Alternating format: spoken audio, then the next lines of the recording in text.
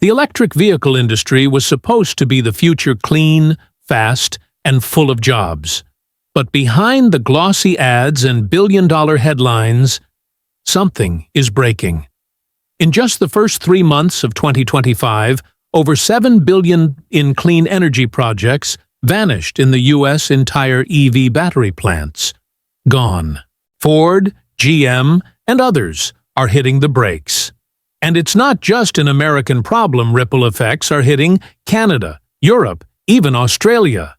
So, what's happening? A new law just passed, and it might have crippled the U.S. EV dream, handed the market to China, and left thousands of jobs hanging by a thread. This isn't a pause. It's a silent surrender in the global EV race. And today, we're exposing how it all went down and why you, the consumer, the investor, or the policymaker, need to pay attention. Just 2 years ago, the United States was making bold moves to challenge China's dominance in the electric vehicle industry. The 2022 Inflation Reduction Act, IRA, flipped the script by offering up to $7,500 in tax credits for EVs made in North America and rewarding automakers for sourcing components and minerals outside China. The goal was clear: reduce dependency on Beijing and bring the EV supply chain home. In response, major automakers like Tesla, Ford, and GM ramped up domestic production.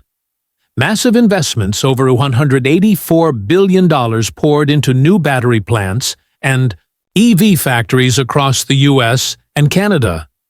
Michigan, Tennessee, and Georgia emerged as the core of a new battery belt, with the U.S. projected to become the world's second-largest EV battery producer by 2024. This shift wasn't just economic, it was strategic. China controlled over 70% of global EV battery production and more than 80% of critical mineral refining. For the U.S., building a domestic EV ecosystem wasn't just about clean energy, it was about national security. With new lithium mines, battery cell factories, and supply partnerships outside China, the U.S. was laying the foundation for independence in a market expected to define the next century of transportation. For a moment, it looked like America was catching up and rewriting the global EV race in its favor. In just a matter of weeks, over $7 billion in electric vehicle investments vanished from the U.S. economy. Ford scrapped its highly anticipated battery plant in Michigan. GM hit pause on its next-generation EV launches. And across the country, construction on EV gigafactories slowed or stopped entirely. Why? A single bill passed quietly in early 2025 changed everything. Aimed at cutting off Chinese influence in American manufacturing, the new law went far beyond imports. It punished any EV project even remotely connected to China. That meant if a U.S. battery plant used Chinese-made machines or software, no matter how small, the entire project became ineligible for federal subsidies. Practically overnight, the laws meant to strengthen America's EV ambitions ended up getting them. This wasn't just a regulatory tweak, it was a full-blown reversal of America's EV momentum.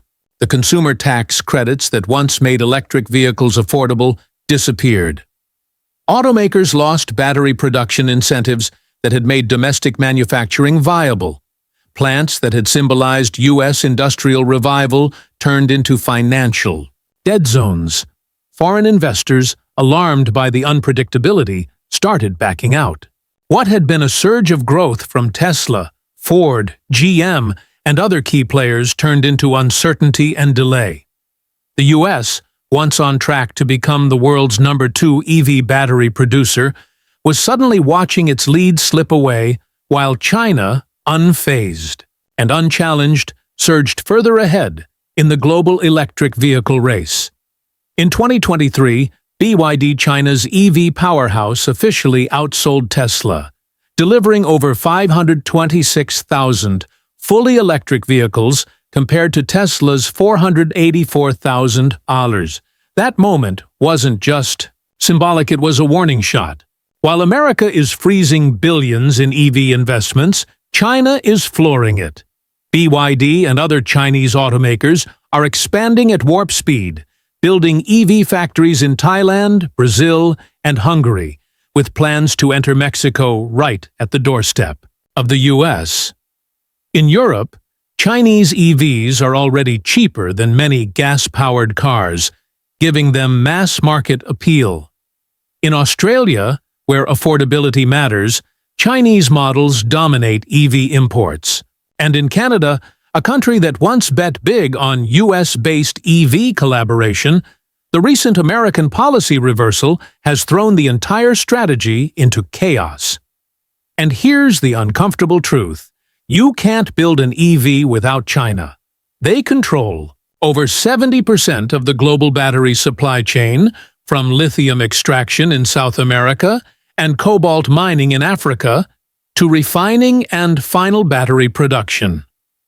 While U.S. lawmakers tried to curb Chinese involvement by cutting federal subsidies, the move didn't block China, it blocked America's ability to compete.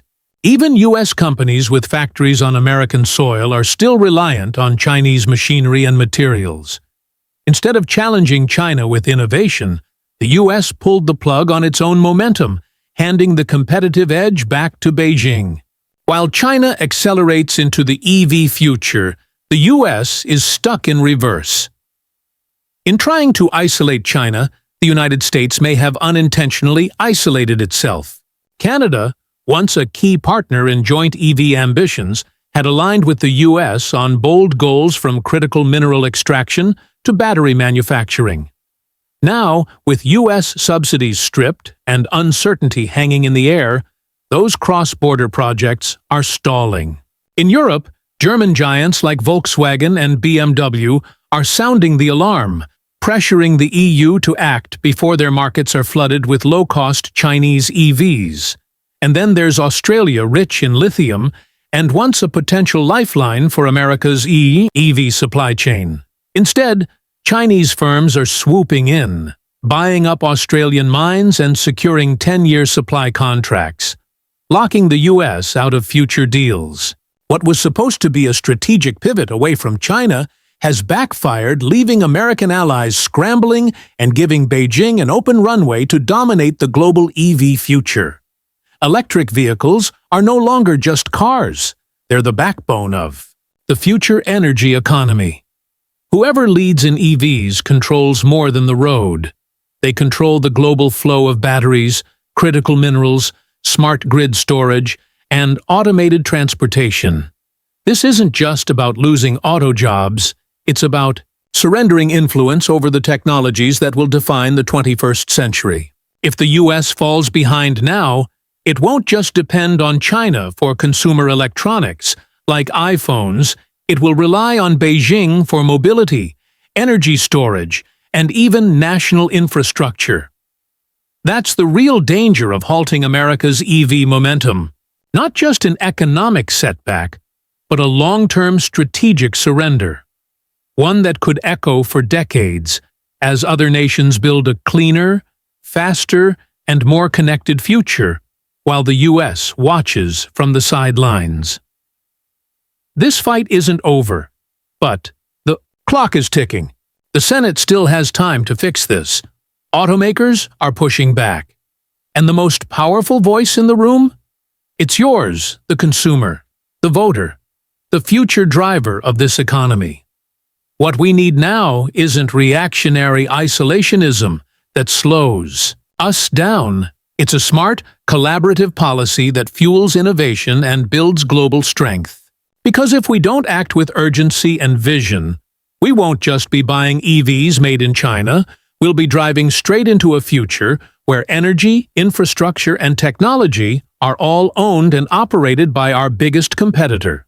So, ask your lawmakers, ask your automakers, and ask yourself one final question. Who should own the road ahead of us, or them?